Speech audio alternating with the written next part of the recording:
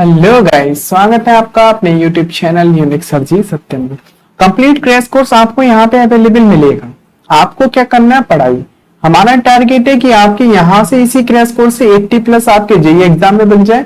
और अगर आप बोर्ड की प्रिपरेशन के लिए आपने इस कोर्स की वीडियोस को देखा है या 11th की, तो यहाँ पे हमारा टारगेट है कि आप 98 से प्लस मार्क्स गेन करें। और अगर रियलिटी में आपको इस क्रैश कोर्स से थोड़ा सा भी अगर फायदा मिलता है, प्रॉफिट मिलता है, तो प्लीज आपसे रिक्वेस्ट है, आप हमको कमेंट करके जरूर बताइएगा। और आप हमको यूनिक सरजी सत्यम पर इंस्टाग्राम पर फॉलो भी कर सकते हैं। ठीक है, चैनल के नेम पे ही है, बस विदाउट स्पेस आपको सर्च करना है। मेरा स्मार्ट सा वहां पे फोटो लगा हुआ है। It's okay. तो स्टार्ट करते हैं बिना देर करे हम अपना पैराबोला पार्ट 1। ठीक है, अब देखो क्रैश कोर्स है तो मैंने यहाँ पे एक सिंपल वे इसको शो किया है जिससे आपको कोई प्रॉब्लम ना हो और आप इसको इजीली डील कर सकें। अब भाई देखो यहाँ पे हमारे पास there are 4 types of parabola. Now I know that the 4 types of parabola exist in our life. So 4 types of parabola exist in our life, and their 4 types is very most important to learn it.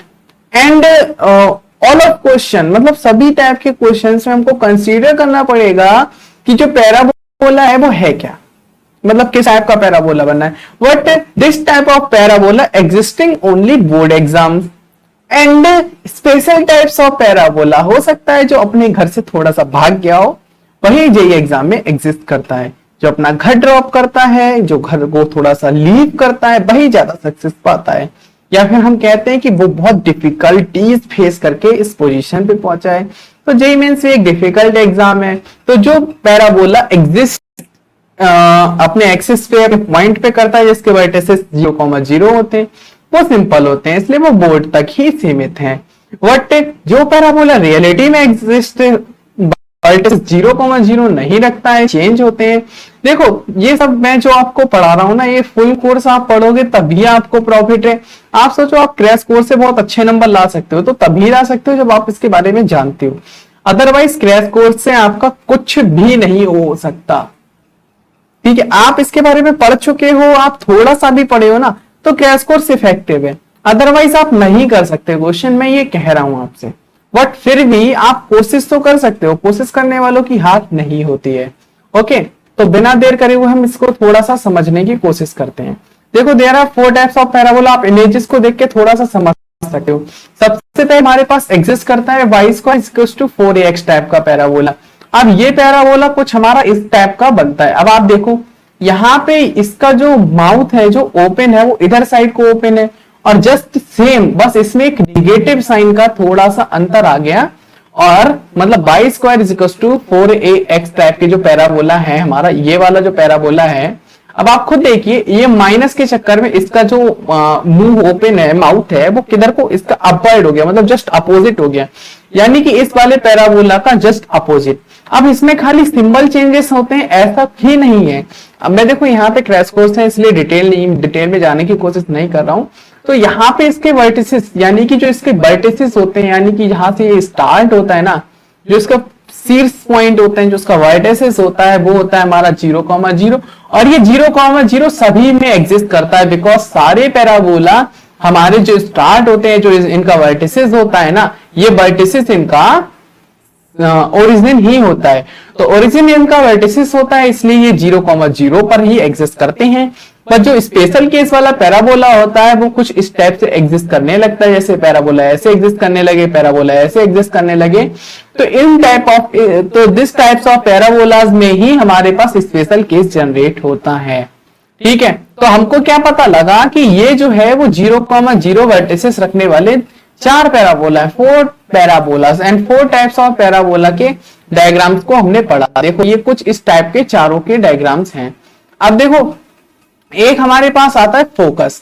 Focus यानी कि जो इसका, हम इसको focus इसलिए कहते हैं focus. तो फोकस जो होता है ना, ये एक परफेक्ट एक डिस्टेंस होती है, जो डिस्टेंस होती है ए।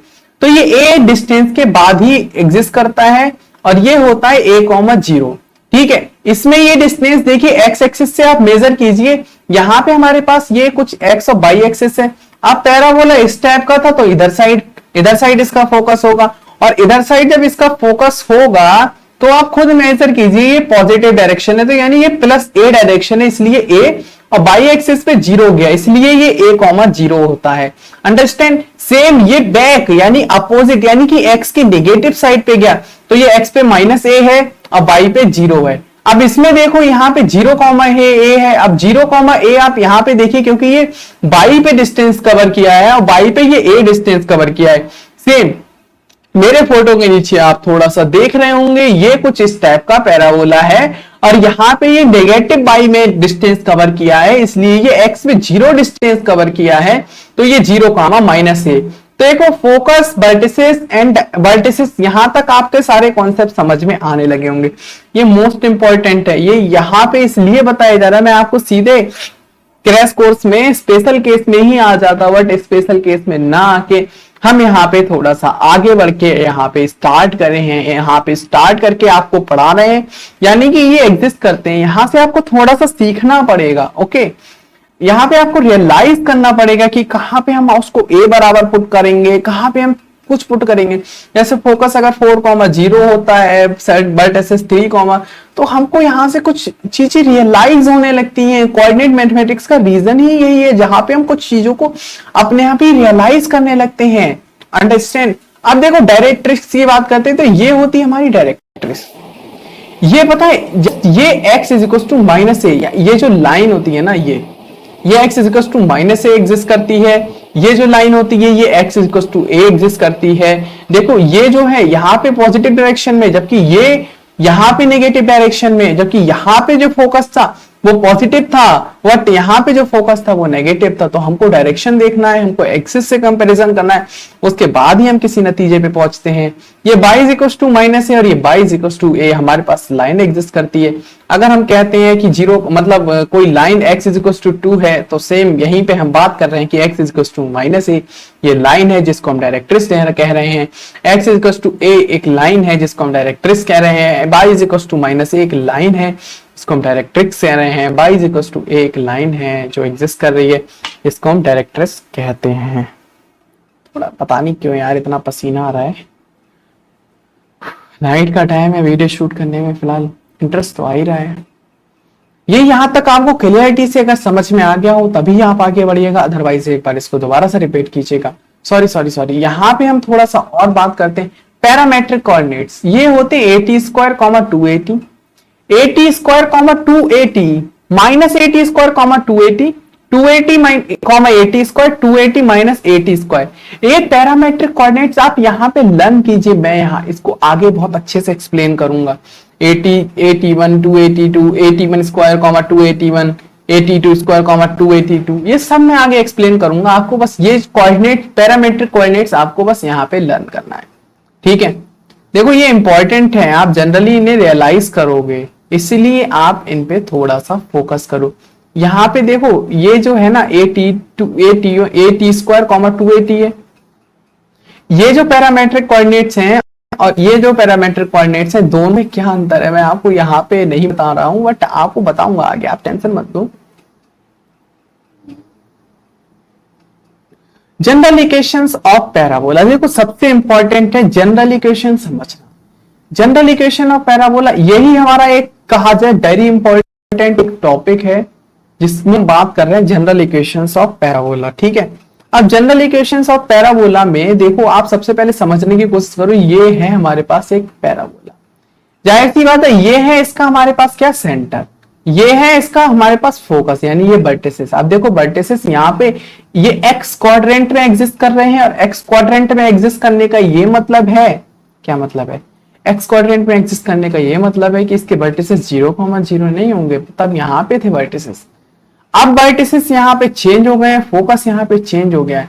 तो देखो हमारे पास अगर पैराबोला पे कोई भी पॉइंट, ये पॉइंट है, ये पॉइंट है, तो कितने भी पॉइंट अगर हमारे एग्जिस्ट कर रहे हैं और उससे अगर हम एक परपेंडिकुलर डिस्टेंस डाल के और उसको हम अगर अपने फोकस से मिला दें तो जो ये डिस्टेंस होती है ना ये ऑलवेज इक्वल होती है और ये पता है PS बराबर PM होती है इन केस ऑफ पैराबोला, ठीक है, और PS बराबर PM, यानी कि PS अपॉन PM की जो वैल्यू आती है वो होती है 1, और इस 1 को हम E कहते हैं, और E जो होती है ना वो इसेंट्रिसिटी होती है, जो अभी आपने थोड़ा सा पढ़ा था। अब अभी नहीं पढ़ा था, बताएंगे हम आपको। अब इसेंट्रिसिटी E जो इसेंट्रिसिटी, E हमारी क्या होती है, इसेंट्रिसिटी, ठीक है। अब ये E इक्वल टू 1 होती है, देखो PS is equal to EPM, यहां से ही हमको सब कुछ एग्जिस्ट करना पड़ता है। अब देखो कई केसेस में ना E जो है वो ग्रेटर देन 1 होती है, किसी केस में E जो है वो लेस देन 1 होती है, और वो केसेस हमारे लिए पता है, वो हमारे पैराबोला और इलिप्स के ही केस हैं। इतना तो समझ में आने लगा होगा। अब देखो यार, इंटरेस्ट तो आता ही है, इंटरेस्ट तो होता है। अभी देखो सर्किल के कुछ कॉन्सेप्ट्स ऐड होंगे और आपको भी समझ में आने लगेगा। अब देखो आपको एक लाइन की इक्वेशन बनानी है, PS upon PM is equal to E, या फिर PS is equal to PM, क्योंकि because in case of parabola, अब एक सिंपल बोर्ड लेवल के क्वेश्चन की मैं बात करूं तो बोर्ड के लेवल के क्वेश्चन के अकॉर्डिंग इसेंट्रिसिटी ऑफ पैराबोला कितनी होती है, तो eccentricity of parabola is always 1। Understand, ठीक है। अब आप इसको थोड़ा सा और समझने की कोशिश करो। अब यहां पे देखो x माइनस ए का whole square plus y minus b का होल स्क्वायर, यानी कि हमने यहां पे कोई पॉइंट माना x कॉमा y, ठीक है। अब x कॉमा y, अब ये देखो इन दोनों के बीच की डिस्टेंस, तो बीच की डिस्टेंस निकालने के पास आपका पास फॉर्मूला था x2 माइनस x1 का। अब दो पॉइंट्स वाले डिस्टेंस x1 y1 और x2 y2 के बीच की डिस्टेंस से आप क्या निकालते थे, x2 y2 की डिस्टेंस से x2 माइनस x1 का होल स्क्वायर। तो यहां पे x माइनस ए का whole square plus y minus b का होल स्क्वायर अंडर रूट में। अब आप बताओ, आपके पास स्ट्रेट लाइन में मैंने आपको पढ़ाया है कि स्ट्रेट लाइन में किसी पॉइंट x कॉमा y से किसी लाइन की डिस्टेंस, अब वो भी परपेंडिकुलर डिस्टेंस, ये जो होती है ये परपेंडिकुलर डिस्टेंस होती है। तो परपेंडिकुलर डिस्टेंस कैसे निकालते, तो मैंने आपको क्या बताया था कि आप LX plus MY plus N, यानी कि आपके पास सपोज करो मैंने यहां पे AX plus BY plus M नहीं मान के LX plus MY plus N माना है, ठीक है, और L square plus M square, यानी कि आपके पास ये जो लाइन की इक्वेशन है ये है LX plus MY plus N is equal to 0।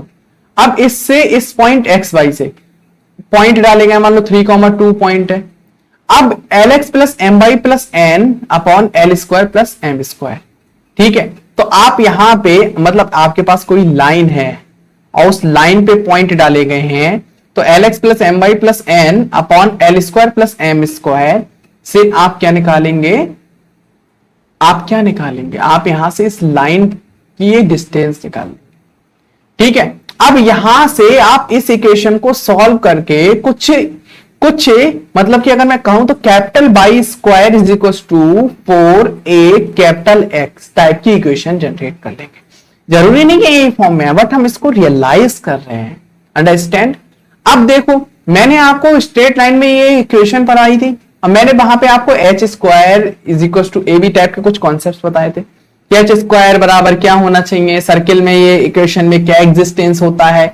Same existence की बात करते हैं ना, तो देखो पैराबोला एग्जिस्ट कब करेगा, सिंपल सा है, आपके पास h square is equal to a b होना चाहिए। देखो h square is equal to a b होना चाहिए, उसमें h square is equal to a b था कमेंट में बताओ।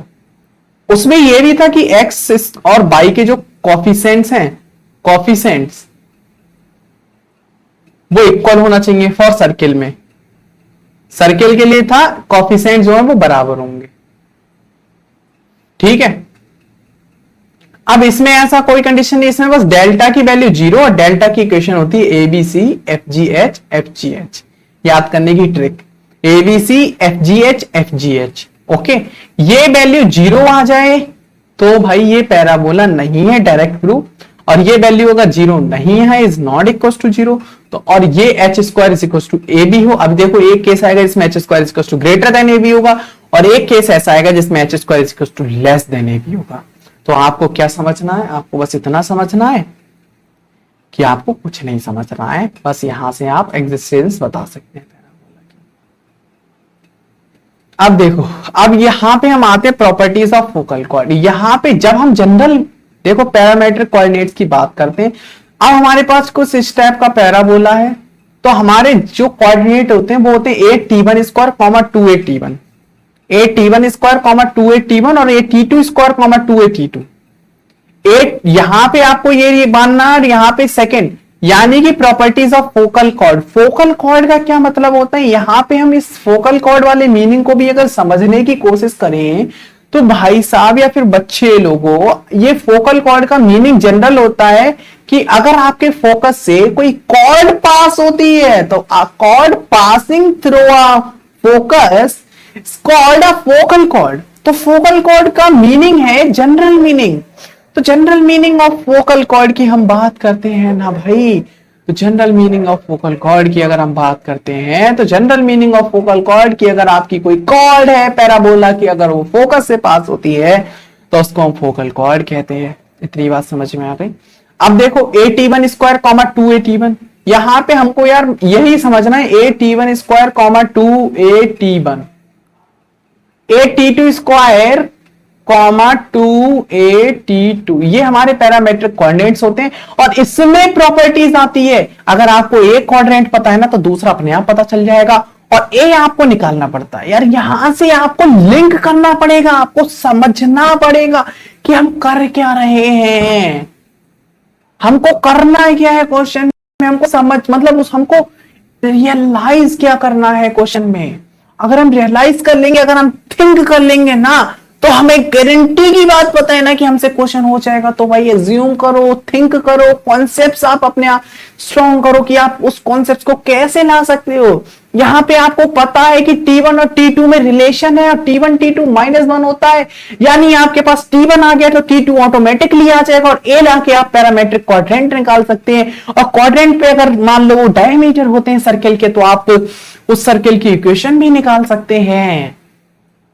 ये क्वेश्चन आपको रियलाइज करने पड़ेंगे। हो सकता है आपको फोकस ना दे रखा हो, बट आपके पास डायमीटर की इक्वेशन, और डायमीटर कैसे आएंगे, a t1 square a t1 कैसे आएगा, पैराबोला को सॉल्व करने के बाद a की वैल्यू आएगी, t1 की वैल्यू अगर गिवन होगी तो हम t2 की वैल्यू निकाल लेंगे। अंडरस्टैंड? शायद अब थोड़ा बहुत समझ में आने लगे। देखो यार बहुत जरूरी है क्वेश्चन करने के लिए। हमारे लाइफ का पता है टारगेट क्या होना चाहिए, टारगेट है हमारे लिए क्वेश्चन करना है, ठीक है। जेई नीट सेकेंडरी चीज है, फर्स्ट है क्वेश्चन करना है, क्वेश्चन सही करना है, ठीक है, अच्छे से समझना है कॉन्सेप्ट उसमें हमें अपना ऐड करना है, हमको बिल्ड करना है, अपने कॉन्सेप्ट को स्ट्रॉन्ग करना है। Okay, understand? अब देखो यहां पे 2a की वैल्यू की बात करते हैं। ये देखो यहीं पे कॉन्सेप्ट आया sp sq sp sq। अब sp sq sp sq से क्या लेना देना है, देखो हमको 2a का क्या जरूरत है यार, 2a और यहां पे 2 से मल्टीप्लाई किया गया, यानी a की वैल्यू ये इतनी है। यहां पे अगर हमारे पास 4a की वैल्यू आ जाए तो हम y square is equal to 4ax type का पैराबोला एग्जैक्टली निकाल सकते हैं, निकाल सकते हैं। अब यार 4a की वैल्यू तो लानी होती है, तो y square is equal to 8x type का पैराबोला आ गया, सब कुछ यार डिफाइन हो गया। तो ये कुछ ट्रिक वाइज। अब sp क्या है, sp sq sp plus sq, ये इक्वल नहीं है, ये ऐड करना है। अब यार ये कॉन्सेप्ट है, अगर आपके पास फोकस आ गया, आपके पास T1 आ गया, आपके पास A आ गया, अब आपका सर ये तो आ गया तो फिर ये करके सीधे 4 में पुट कर दो। आपके पास A ही नहीं आया है तो आप रियलाइज कर सकते हैं, आप इन दोनों को ऐड करके या फिर A में इक्वेशन निकाल सकते हैं, आप A का बहुत सी चीजें निकाल सकते हैं। लेकिन आपको यहीं से कॉन्सेप्ट लाना पड़ेगा। आप 2a की वैल्यू एग्जैक्टली निकाल सकते हैं अगर ये पॉइंट्स गिवन हो, पॉइंट्स गिवन होंगे तो ये तो निकाल ही लेंगे। देखो अपने आप ही समझ में आने लगता है, अपने आप ही रियलाइज होने लगता है कि आप क्या कर रहे हो क्वेश्चन में, आप कैसे उसको करने की कोशिश कर रहे हो, आपका कॉन्सेप्ट क्या लग रहा है उसमें। चलो थोड़ा सा आगे बढ़ते हैं, ये चारों पॉइंट समझ में आ गया। देखो ये जो है ना, ये पी क्यू की बात कर रहे हैं, पूरी इसकी लेंथ की बात कर रहे हैं, ठीक है। और ये पूरी जो लेंथ है ना, ये पूरी 4a cosec स्क्वायर थीटा होती है और इसमें जो एंगल होता है वो पॉजिटिव एक्स एक्सिस के साथ बनता है, ठीक है। और ये वाला एंगल होता है, ठीक है। तो ये समझ लेना, ये होता है आपका थीटा। और यहाँ पे इससे भी हम निकाल सकते हैं, अगर हमें एक t की वैल्यू गिवन है और यहाँ पे हम a t प्लस हाफ मतलब 1/t का होल स्क्वायर से भी हम इसको सॉल्व कर सकते हैं, ठीक है। Okay, understand? यहाँ तक आपको समझ में आ गया होगा। ये देखो, ये दो कॉन्सेप्ट्स और हैं।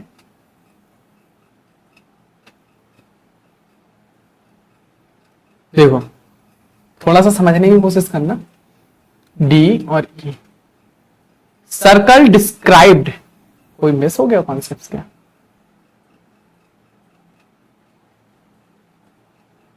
ओ ए बी सी, हाँ सही है। अब देखो circle, circle described on focal length, diameter touches the tangent at vertices, diameter touches the tangent at vertices, circle described on a focal length as a diameter touches the tangent। अब देखो ये एक point है, ये एक point है, x minus 80 square, x minus a, y minus 280, y minus 0। अब ये क्या कह रहा है? Circle described on the focal length, यानी कि ये इसके डायमीटर के क्वाड्रेंट है। अब ये x माइनस ए, x माइनस बी, x minus x1, x minus x2, y minus y1, y minus y2।